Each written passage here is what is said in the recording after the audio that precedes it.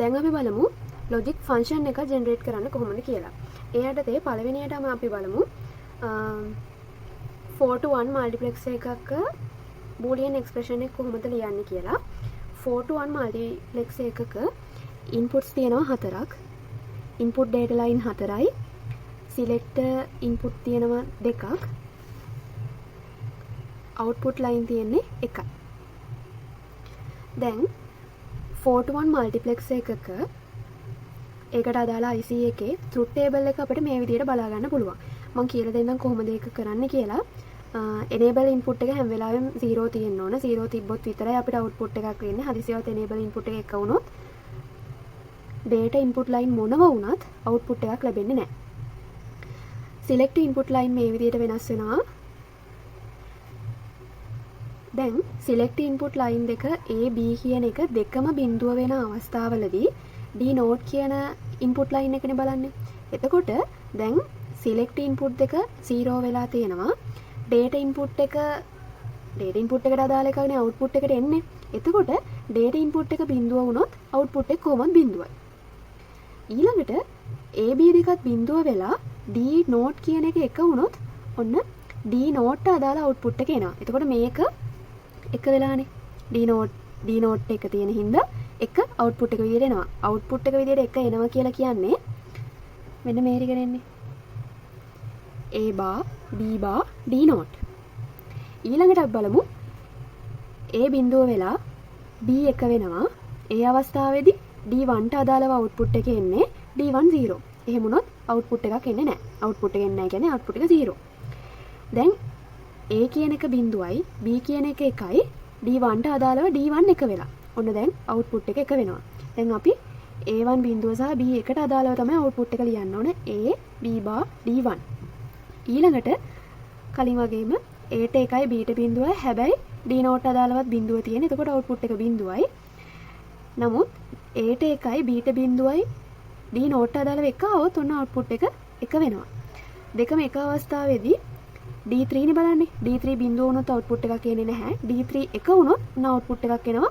ඊට අදාළව දෙකම එක බිඳුව වුණු අවස්ථාවේදී A B bar D2 මෙතන D note අදාළව A bar B bar D note ඊළඟට A bar මෙතන A bar B D1 ඊළඟට A B bar D2 ඊළඟට A B D3 මෙන්න මේ විදිහට තමයි output එක එන්නේ. හරියට ලියා ගන්න. කලින් අපි කතා කරා 74 153 IC එකෙන් ඒ කියන්නේ 4 to 1 multiplex එකකට අදාළව තියෙන IC එකෙන් කොහොමද boolean expression එක ගන්න කියලා truth table එකත් බලලා ඊළඟට දැන් අපිට දීලා තියෙනවා 74 151 IC එක. ඒ කියන්නේ 8 to 1 multiplex එකකට අදාළ boolean expression එක ගන්න. එතකොට ඒකෙදිත් අපිට කරන්න තියෙන්නේ මෙතන select input 3 තියෙනවා. select input 3ට අදාළව මේ විදිහට truth table එකේ values වෙන් වෙනවා. ඊළඟට data input line 8.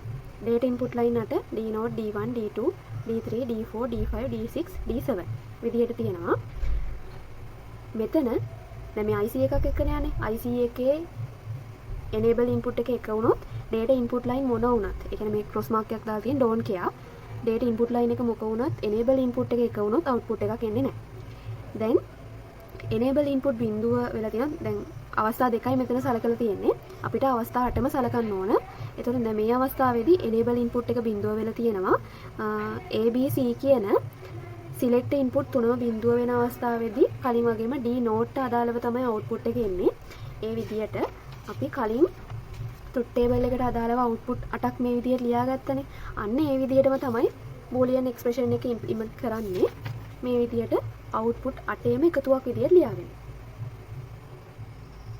ඔන්න දැන් අපිට ප්‍රශ්නයක් දීලා තියෙනවා 8 to 1 multiplex එකක truth table එකක් දීලා තියෙනවා. implement the logic function below by using 8 to 1 mux. දැන් මේකට අදාළව logic function එකනේ implement කරන්න දීලා තියෙන්නේ. select input 3ට අදාළ values vary වෙන විදිය මෙතන පෙන්නලා තියෙනවා. ඊට අදාළ data line එකත් දීලා තියෙනවා. දැන් අපි කලින් කතා කරා ඩේටා ලයින් එක 0 වුණොත් බිඳුවේ බිඳුව අවස්ථාවේදී අපි D නෝට් එක බලන්නේ. ඊට අදාළ ඩේටා ලයින් එකනේ බලන්නේ. එතනදී ඩේටා ලයින් එක බිඳුව වුණොත් අවුට්පුට් එක බිඳුවයි. ඩේටා ලයින් එක D නෝට් අදාළව නම් ඒක එක වුණොත් නේ අවුට්පුට් එක එක වෙන්නේ. මෙතනත් ඒ විදිහට දීලා තියෙනවා. සමහර අවස්ථාවල තියෙනවා ඩේටා ලයින් එක බිඳුව වුණ අවස්ථා. එතකොට මේ අවස්ථාව ගන්නෙ නැහැ. දැන් මෙතන තුනම බිඳුව වෙච්ච අවස්ථාවට අදාළව තියෙන ඩේටා ලයින් එක D නෝට්. හැබැයි D නෝට් බිඳුවයි. එතකොට ඒක අවුට්පුට් එකට එන්නේ නැහැ. මෙතන A බිඳුවයි B බිඳුවයි C එකයි D1 ට අදාළව D1 එක වෙලා තියෙනවා. එතකොට ඊට අදාළව අපි එක්ස්ප්‍රෙෂන් එකට ලියා ගන්නවා A bar B bar C. මේක හරි. ඊළඟට ආපහු අපිට D2 බිඳුව වෙලානේ. එතකොට D2 ට අදාළ එක ගන්නෙ නැහැ. D3 එක වුණු අවස්ථාව. D3 එක වෙලා තියෙන්නේ A bar B C. A bar B C. ඊළඟට ඊට පස්සේ ආපහු D5 එක වෙලා තියෙනවා A B bar C. A B bar C ට අදාළව D5 කියන එක එක වෙලා තියෙනවා. ඊළඟට D6 කියන එක එක වෙලා තියෙනවා A B C bar. මෙන්න මේ තුන විතරයි අවුට්පුට් එකට එන්නේ අපි. දැන් අපිට ප්‍රශ්නයක් දීලා තියෙනවා implement the expression using a multiplexer. ඒකේ දීලා තියෙනවා F වරහන් ඇතුලේ A B C D. මෙතන අපේ දැන් input data line දැන් මේක 16 මේකේ තියෙනවා select line 4ක් A B C D. select line 4ක් දීලා තියෙනවා කියන්නේ input ඔක්කොම තියෙනවා 16ක්. 16 කියන්නේ දෙකේ 4නේ. එතකොට මේකේ 0 2 3 6 8 9 12 14. මෙන්න මේ විදිහට truth table එක ඇඳගත්තොත් මෙන්න මේ 0 2 3 6 8 9 12 14. මෙන්න මේ කියන අවස්ථාවවලදී තමයි එක වෙලා තියෙන්නේ. මෙන්න මෙතන output එක එක වෙලා තියෙන අවස්ථා ටික අපිට දීලා තියෙනවා. එතකොට අපේ එක්ස්ප්‍රෙෂන් එකට ඕන වෙන්නේ මෙන්න මේ එක කියන අවස්ථාවට අදාළ select input හතරට අදාළව තමයි අපි output එක ලියා ගන්න ඕන. පළවෙනියට ලියවෙන්නේ එතකොට A bar B bar C bar D bar plus A bar B bar C D bar. ඊළඟට A bar B bar C D. ඊළඟට A bar B C D bar.